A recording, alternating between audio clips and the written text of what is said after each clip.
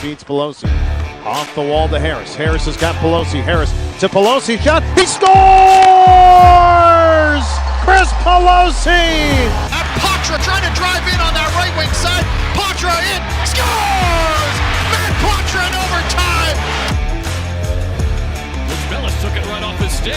Sends one through. They score! First career goal for the Bruins draft pick, Dom.Hockey. Back to the blue line. Cowan has it, looking for the return feed. Cowan lets it go back to the point. Shot!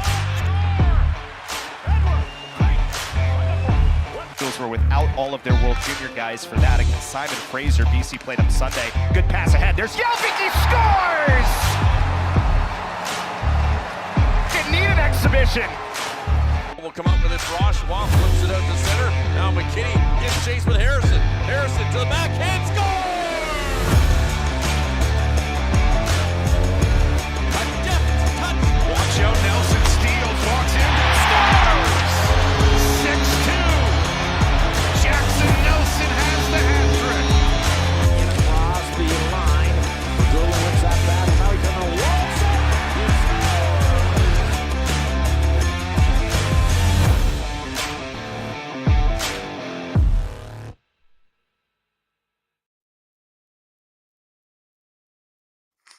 Welcome in, everyone, to this week's episode of the Dom.Hockey podcast. I am your host, Chris Nozick, joined as I am every episode by the one and only Dominic Tiano. Dom, before we get into everything, we got to make sure we tell the folks about our presenting sponsors, IceShaker. Still working on getting you yours, up to you, as we were talking about beforehand, but check them out. Let me know. Make sure you want the Bruins one, because if there's a different one, they are now contracted and partnered with the NFL, MLB, NCAA. I don't know. Maybe you want to get yourself a nice one of UMass Amherst for our buddy Dan Zloch-Mellis over there, or Providence, Nicholas Svedback. Tell you what, Bruins are going to need Svedback because I don't like what I saw from Bussy on Saturday. But Dom, how are you? I'm doing great. I had to work today. Now I'm off for the next 10 days, but I left work, went and got my haircut. Looks good, eh? Absolutely. Then went over and fed the grandson, burped him, got him dressed and laid him down and rushed home to do this show before the Bruins game tonight.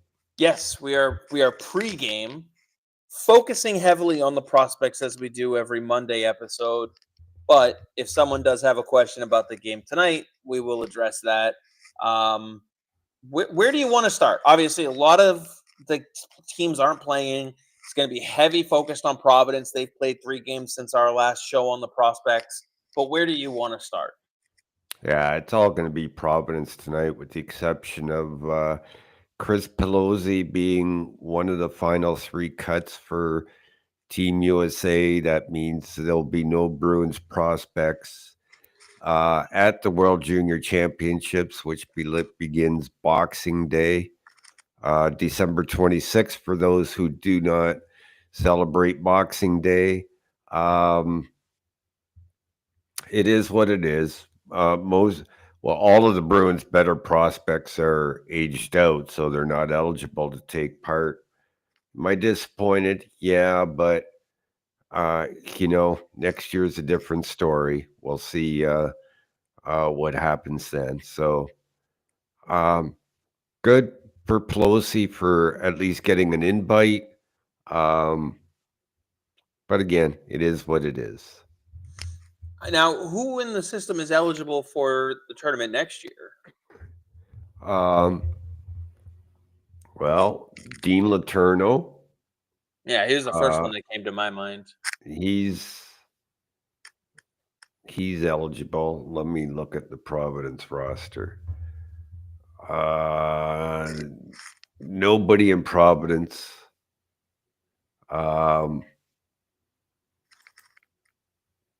And then let's see. Casper Nason will be eligible. Letourneau, as I said. Elliot Grunwald will be eligible. Loke Johansson will be eligible. Kostadinsky will be eligible. And I think that does it. Okay, so you got a few people who are at least eligible. I mean, and is this? Did you say this was Pelosi's last year of eligibility? Yeah. Okay, so a little bit of a bummer there, but at least he got down to the final cuts. That's a positive, especially for someone who was struggling with the game earlier and kind of a lot going on, as we talked about all them weeks ago. So, yeah, Providence. What a week Yeah. for them. So first on what was it, Wednesday, they beat Lehigh, or they lost to Lehigh Valley 4-3.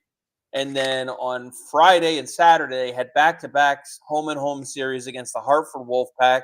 They won one on Friday, 1-0, and then they lost the one on Saturday, which is the one I was at. And I gotta say, after watching what I saw from Bussy, this I know it's only one game, so I'm not trying to say it's gospel, but man, I'm so glad that the Bruins didn't listen to people who were clamoring for him to be in the NHL. Well, let's go back to that one. I like Yes, we'll come back to that. do it chronologically, and it's just easier that way. Especially since we have highlights of them, we don't want to be bouncing back and forth. But as you said, Wednesday night they lost. 6-game win streak comes to an end. The good news is on Wednesday night, Poitras kept 2 streaks alive. His Goal streak. game goal scoring streak and 8-game point streak. Merkulov kept his 8-game point streak going. It was actually Merkulov with a beautiful setup to Poitras. You got that one queued in? Up? I'm pulling it up right now here. I'm trying to remember what the date was. Poitras Thursday. Here we go. The thing to remember to watch for on this is not the actual goal, but the setup from Merkulov, because we're going to see it again later on, but it's not on a Poitras goal. So I'm getting it pulled up here. I'm going to do it at half speed here for us. Pay attention to his vision and his ability to get the puck through to Poitras. Again, it's something that we talked about Poitras last week. He doesn't put his body in the lane. He keeps his stick in the lane and gives Merkulov a target. I believe this is the right one here.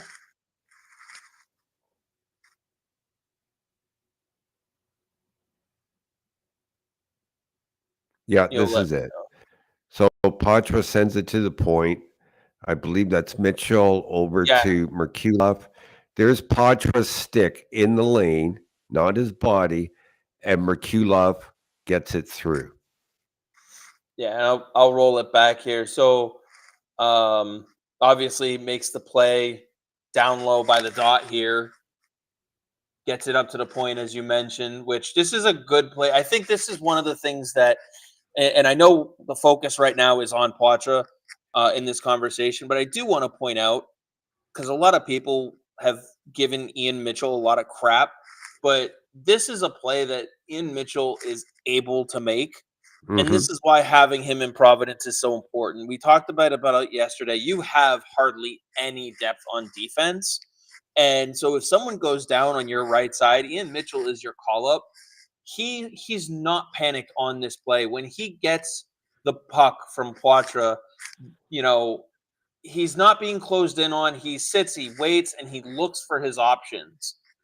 And he's not frantic about it. Give Merkulov credit there for moving 2 feet, if that, in the direction to give Mitchell the target. Watch Merkulov there. It's just 2 feet. And then Poitras' stick, you look at it, Poitras' body there. It's not in the lane. He puts his stick in the lane, and I emphasized that last week that he's always giving somebody a target. Now the shot was good and all that, but I want everybody to remember the pass because that's the important thing here. Yeah, and the pass just makes it through the zone. It's a great pass by Merkulov as well. But when we look at when he makes the pass, he also has options because of how the defense is caving in essentially. So it's definitely a good one here. Let's see. Jason says Merkulov and Poitras are developing chemistry. I would Yeah. think so. I think some of it is natural. They work well together. Their games do complement each other. Patrick Merkulov can pass the puck. Like that's a talent that he has. Poitra's better at it. Poitras can shoot the puck, but Merkulov is better at it. So it's neither one of them are afraid to defer to the other, but neither one of them are also afraid to take the shot themselves. Yeah, exactly. I think there's a reason why Providence's power play has skyrocketed since Poitras's been down there, and the two of them have been pretty much running the power play. Yeah, he looks good on the power play down there. So back to the game. Brandon Bussey got the loss.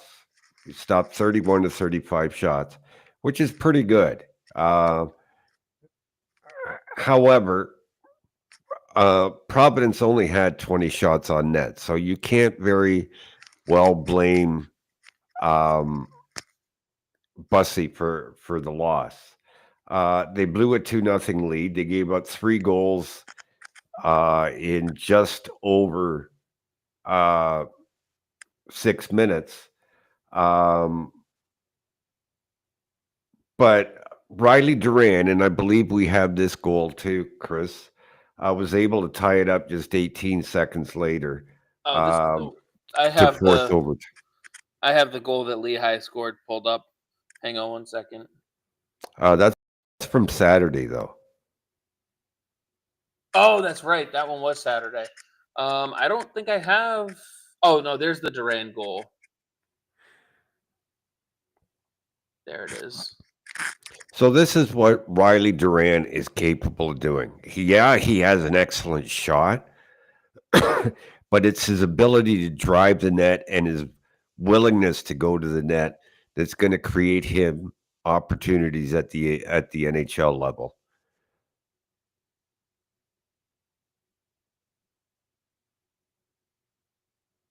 And that's what Riley Duran is capable of doing.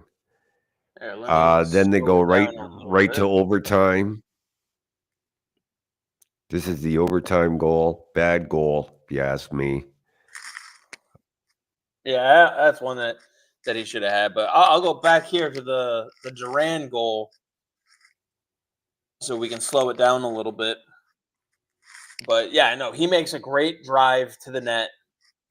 Well, first the pass. Oh yeah, no, the pass, but he keeps the stick on the ice, goes straight to the goal, tucks himself in, and who's that with the pass there? 72. I don't remember offhand, but that was a heck of a pass back. Yeah, but that's what these kids are being taught. Keep your stick on the ice, and give your teammate a target. That's a bad goal to give up. Right over the shoulder. Short side. Yeah. And there's nobody on the shooter either. Like, I was not impressed. I was not impressed by Brandon Bussey when I was watching him. There was a lot of mannerisms and ancillary things that we'll dive into him in a few minutes, but I know you wanted to get through a couple of the other goals here. Well, let's move to what was it, Friday night? So, even though they lost the Wednesday night game, They came back and won Friday night, 1-0. So they're without a regulation loss in 8 games following that. There's only 1 goal in the game. Pitlick scored it. Michael DiPietro earned his 2nd shutout of the season. He's now, I believe, 5th in the AHL with a 2.05 goals against average and 6th in save percentage with a .923 save percentage. And I forget how many shots on he had this 21 shots he stopped. Providence was all over them. Credit to Hartford's goaltender. Stopped 43 of 44 shots. He was under fire. I think it was the 29th shot on net before Providence finally scored. Yeah, and I don't remember who played in net for them on Friday, but I know it was Deming on Saturday. I'm pretty sure he was back to back. I don't think he was. I can't remember now. Let's see if I can find it. I got the video queued up. The Pitlick goal? Yes. Oh, okay. Play that one first. All right. Let's see. So we got the shot on net. Bounces around. Little bit of a failure on Hartford's part to clear it out. Yeah.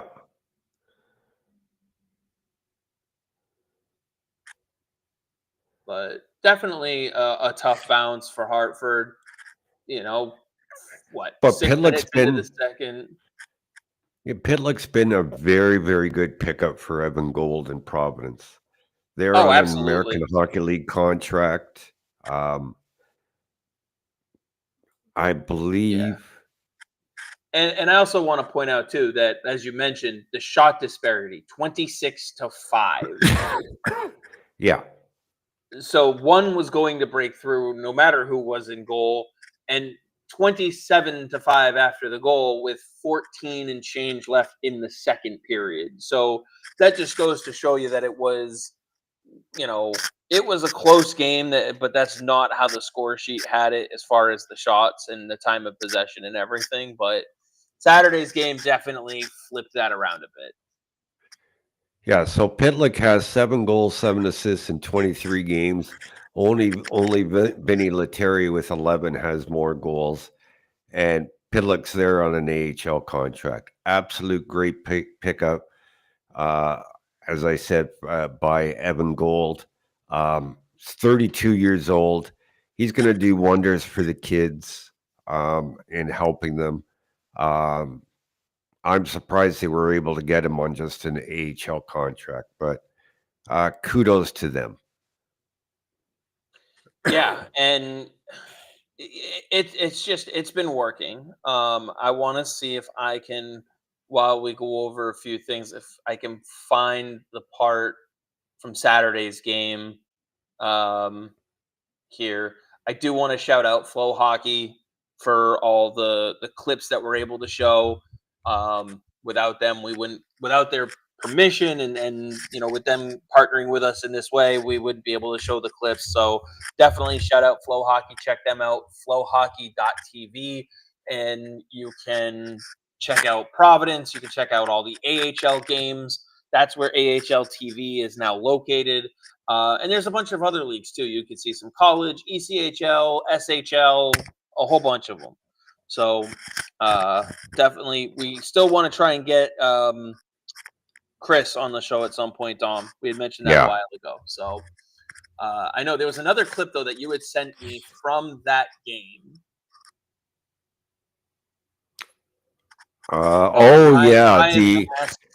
Ryan Mast and Matt Poitras. Okay, before you play it, let me tell you that I have seen Ryan Mast do this to Matt Poitras in the Ontario Hockey League. Now they're teammates, and so there's Poitras in white on the right side of your screen there. Right here. I forget the Hartford player there in red. And that's Ryan Mast, just way over to the right on your screen there. So play Right it here. slowly, Chris.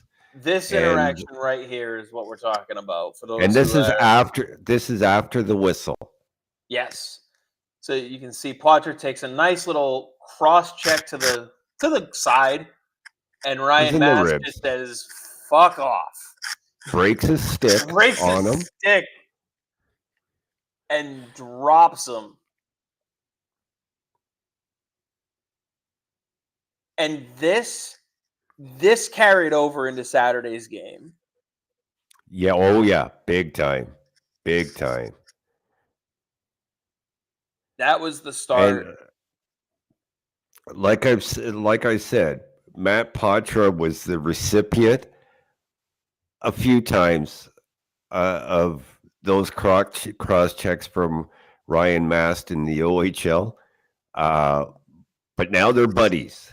Now you can't do that to my buddy. And kudos to Mast for coming to his defense. I'm just trying to skip to the end because right at the end of the first period on Saturday's game, things got quite chippy, and someone that we're both high fans of, Trevor Kuntar, was right in the middle of it. Oh yeah.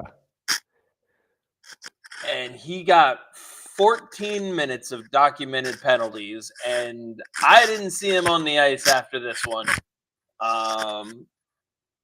Because it was right as the period was coming to an end. I have it queued up to the last little bit here. So this is the last 50 some odd seconds here of the period. And this is when it's about to get good because there's some scrum in front of the net. Louis Domingue, I think some folks should be familiar with him. Get that out of here. There's a little bit of after whistle.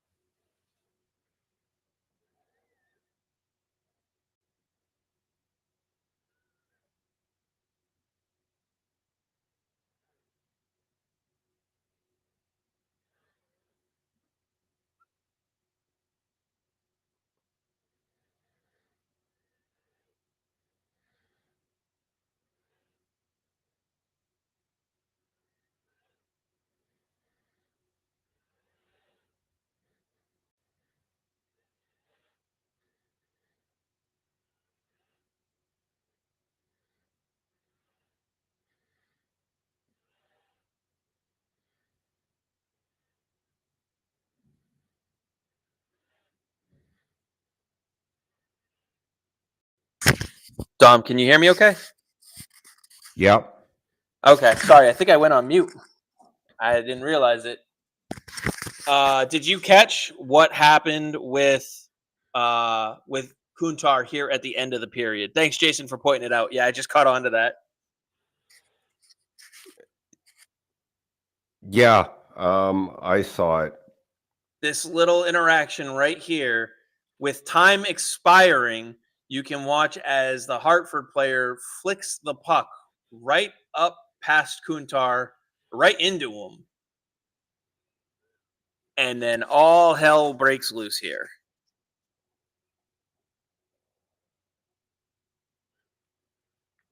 Kuntar gets the game misconduct. He gets a roughing, unsportsmanlike conduct. The passion in this kid, man. I know we've talked a little bit about it, but I said it last year during the playoffs, and he came alive for Boston. Said, I wish that Trent Frederick played with half the heart that Trevor Kuntar does. yeah. And then look at this. He still doesn't let it go.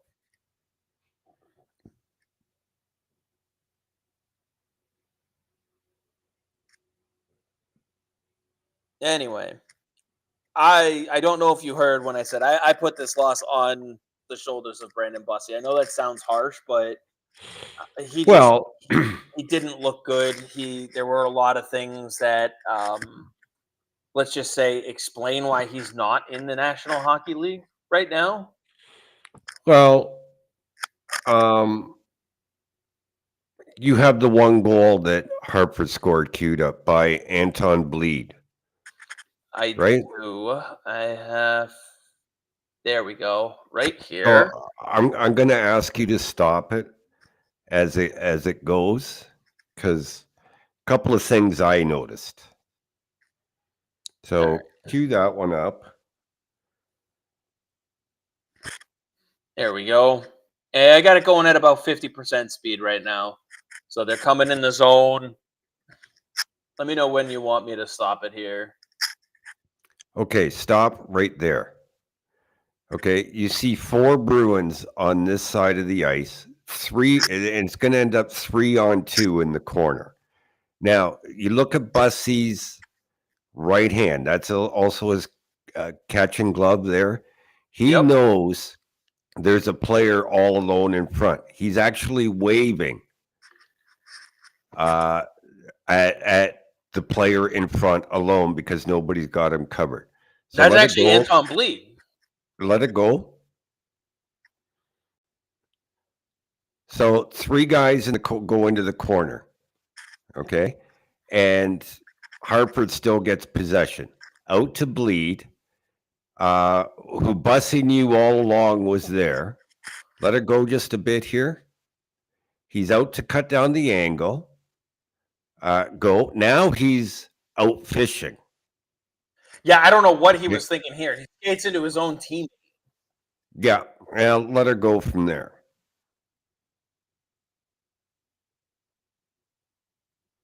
Like, I don't know what he could have done differently, but anything other than that. Again, my expertise isn't necessarily in hockey goaltending, but I am a former netminder who understands a little bit about angles and cutting it down. And I think right here he's good. He should probably be back a little bit further in his net, in his crease here, because he does have a teammate here, and you can't tell me he doesn't see him there. It's not exactly like, he's come out of his crease. I'll tell you why he's out too far. Is because Bleed is moving east to west. Yeah. And you've got, when you're out that far, you've got way too much net to cover, and you're never going to cover it. Right. He should have. You're never. Back here, he was fine. That's where he should be. That's where he should have stayed until he saw Bleed start to prep for a shot. Because he's not in a shooting position, at least until here. And, okay, so Bussey is set for the shot, but then he realizes there is no shot, and he didn't set himself, so he kept sliding. And instead of backing up, he just doubles down and decides to go for a poke check when he should be scrambling to get back in his net. Yeah, you can't cover that much net when you're that far out. It's just impossible. So I think right here, when he starts going down, he thinks he's further in the back in the crease. I think there were a couple of other times throughout the game where he didn't know where he was. So there's a clear lack of positional awareness that you can see. There was a time where he was playing the puck out from the goal. He was down towards the bottom of the circle, and then he almost played it, causing a turnover, thinking he had more time to get he was closer to his goal than he was, and he always seemed to be out of sorts, and noticeably. You're muted again, Chris.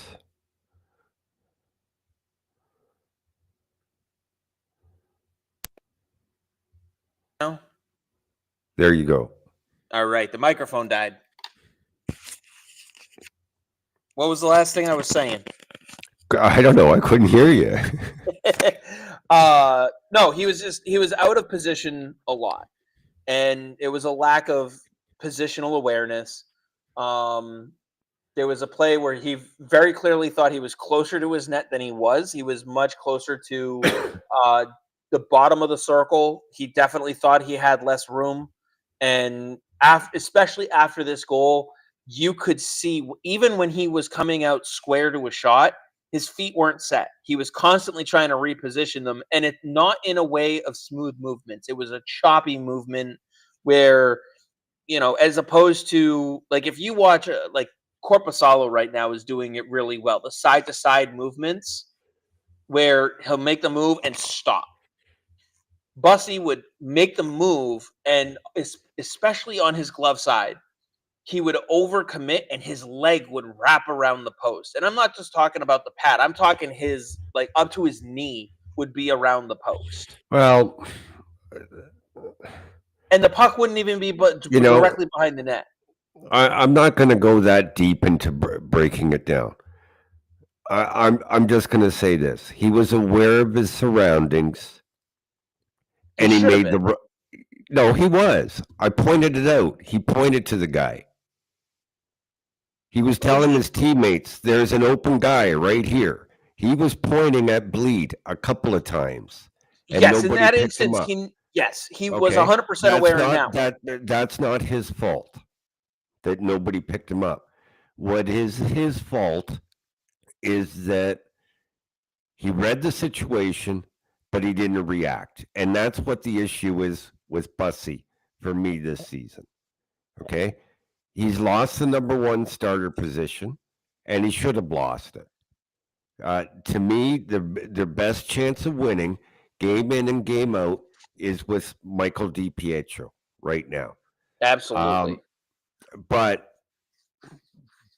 you got to compare a 2.05 goals against average to 313. That's over a goal a game difference.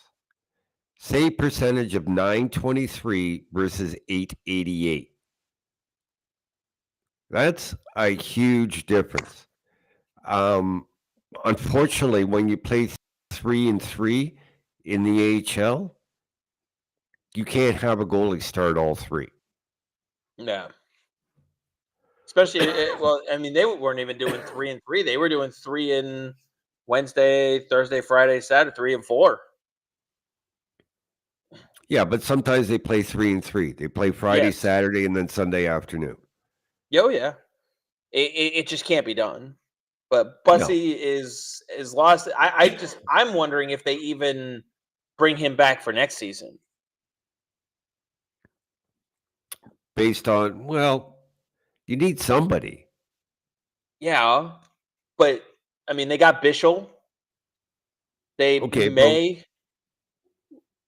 What's he doing? Is he down in up with Maine? He's down in Maine. Yeah. I don't know.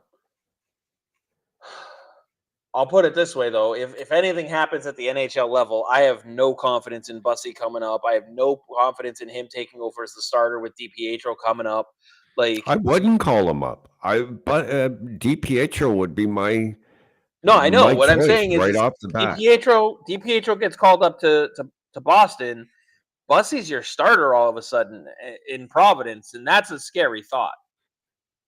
The way he's been playing this season, yeah. 888 save percentage, even in the American Hockey League.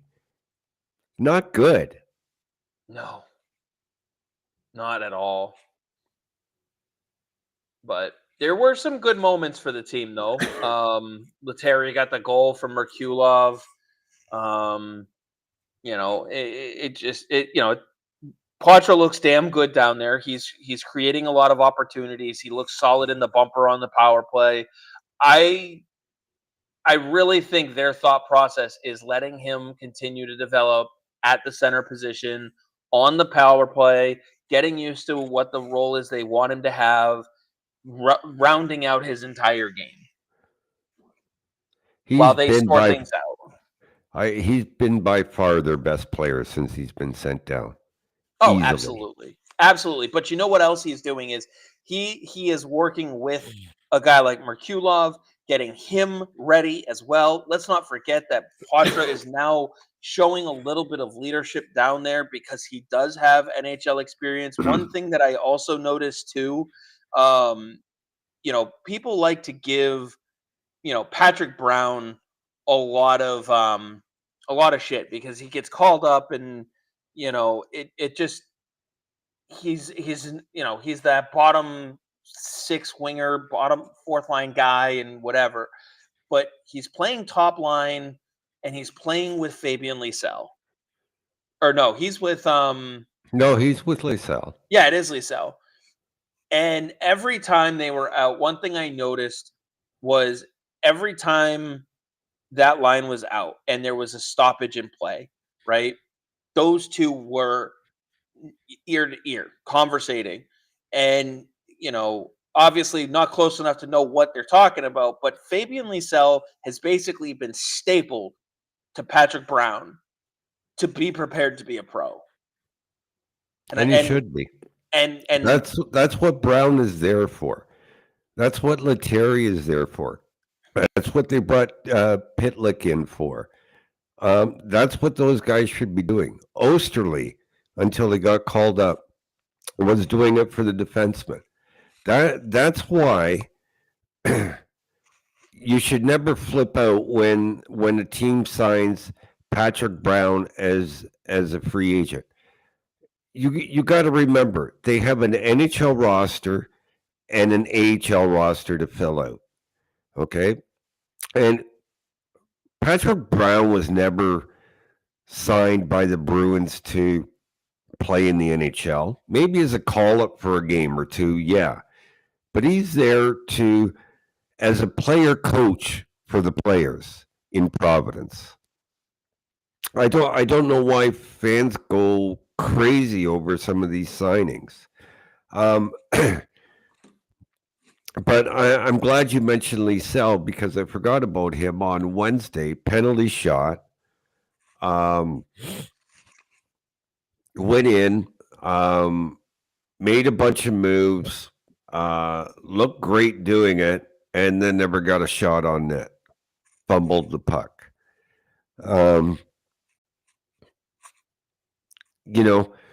Remember Tyler Seguin when he got to Boston and he was in the shootout?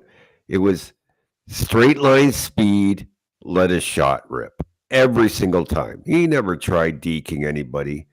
That's what Lysell's got to do when he's got opportunities like that. Yeah. I will say there was a moment in particular too, speaking of Lysell, where at the stoppage of play, you could see he was visibly frustrated because someone bumbled the puck, it got out of the zone, and the Bruins went offside. And he was extremely frustrated because he made a great pass for it, and it was one of those, how the fuck did you mess that up? Kind of aggravating moments. And there was Patrick Brown, skating right over to him, just kind of with that, it happens, you got to move on. Let's go get the face off. Let's get the puck back. And, and it was something that I think in the past probably would have really bothered a player like Fabian Lysell. And, because we've heard about the attitude that he's had before, we've seen it in camp where he's less interested just because his talent level probably should have him higher up in the NHL at this point. But it was definitely a moment where you could see some actual maturity in him as a person to move on from that play and focus on the next one, which is something that he absolutely is going to have to do with the NHL to be successful. Again, those guys I mentioned, that's what they're there for. Oh, yeah, no, I just thought it was great They- to see that happen. Not just to guide him, but to guide a Riley Duran or Trevor Kuntar or, you know, even some of the defensemen. Yeah. One guy we got to touch on, I'll let you start with him, is Brett Harrison. Oh, God, I don't even... Start and stop, one sentence. I'm done. That's it. NHL shot, pee-wee physicality. He's got talent. Oh, yeah. That's the part that pisses me off with him. He's got talent, and I've said it from day one. I wanted the Bruins to draft this kid based on the potential alone. I've also, been his hardest critic. Oh, yeah. Because he lacks the desire, competitiveness, physicality, guy with a big body, you name it. I'm okay with taking a swing for him because if he put it together, he can play in the NHL. He would be in the NHL right now. His shot is amazing. Yeah, he's not putting it together. But his shot alone isn't going to get him there, Chris. No, but other aspects of his game. Yes, he's got the tools. All of the tools are in the toolbox. He's just leaving the toolbox at home. Yeah, so disappointed.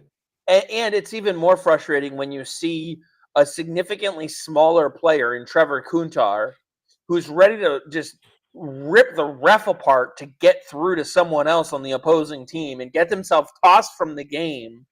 Meanwhile, Brett Harrison is like skating away from any slight little kerfuffle. And is but I'm not saying he has to get involved in that. At least no, but that's when you go into the forecheck, don't turn away. Don't just wave your stick at the play at the puck and skate away. Don't be afraid to rub a guy out. I'm using that as another example. He shies away from anything physical. Yeah, but he doesn't have to get involved in scrums and stuff. There's a lot of players in the NHL level that don't. They'll skate away from it. Sure. The point being is, forgetting all that, show some physicality or some ambition or some determination in a hockey play. Yep. That'd be nice too. He shies away from that just as much as anything else, and there's no grit to his game. No, none. Flybys. That's what it is. Flybys. But anyway, we are about 15 minutes before puck drop. So I know we were going to do a little bit of a shorter show tonight because we do have the Bruins game coming up. Were there any other final topics? I think we're in agreement on Brett Harrison, though. I wouldn't be bringing him back for another contract at this point. But Jackson Edward, there's a guy, man, that he gets it. I wish I had sent you the highlight of that play where puck got in behind Bussy and Edward saved a goal Wednesday night just by swiping it off the goal line. I wish he was in the game on Saturday when I was there. He was like the one player I really wanted to focus in on, and then he wasn't in the lineup. So I'm telling you, if he keeps putting it together, and Adam McQuaid absolutely loves him, there's nobody. His style of game, there's nobody better to learn from than Adam McQuaid. And yeah, he's only played 13 games this season, has scored his first professional goal, 3 assists. So he's not playing every night, and I don't expect him to. But when he does play, you can see that there's game in this kid, and I just can't wait till next season to see him out there every night. yeah, and he's one of the ones that we've talked about if Providence has too big of a roster, and I do understand where they're coming from as far as rotating guys in, and a guy like Jackson Edward, I think they're rotating in fairly nicely, to be honest with you. I don't know if he's ready for every single game right now in the American Hockey League. I think sitting is going to benefit him in the long run. It'll be interesting though. It'll be nice to see him play a little bit more next season as probably I would say a full-time defenseman. Yeah. I will say too, someone else who stood out, granted being on the PK helped him stand out, but Jackson Nelson. Did he? He stood out in a positive way in the sense of hockey IQ. You could see it. There was a couple plays on the PK, especially where he had an opportunity to just dump the puck and change, or just dump the puck and kind of prepare to pull back a little bit. He knew when to hold it, when to carry it in, when to possess it. When he knew how to it seemed like it came natural to him to kill penalties. Well, here's my thing with him. They're kicking him in slowly. He's only played 11 games, but he's 24 years old. To me, this is when the guy should be in every night, and you see what you have in him. It could have just been a good game for him. People have him. It's a one-game sample, but it just seemed like every time that they were on a penalty kill, which was frequent, I think they had 5 penalties to kill off, something like that. So he was out there quite a bit, down a man, and it stood out in a positive way. He was making good decisions. Good. Here's a guy. I'm Mason Millman played. American Hockey League contract. I think they should sign the guy. What do you think? Based on what I saw on Saturday, I would. I think he provides some depth. Right now, you don't have much. We touched a little bit upon it yesterday, the loss of Alec Regula. Millman might not quite be the same type of defensive defenseman as Regula, but he can play that role. He knows, he's got some decent awareness. And honestly, I mean, you saw some of the weirdness that you got from a goaltender like Brandon Bussey. He played that well. He knew where everyone else was, and it wasn't throwing him off, no matter how out of position they may have been. Okay. Well, I think that about covers it. Yeah, I mean, just some other little notations in that, Brunei looked pretty good as well. And let's see, it was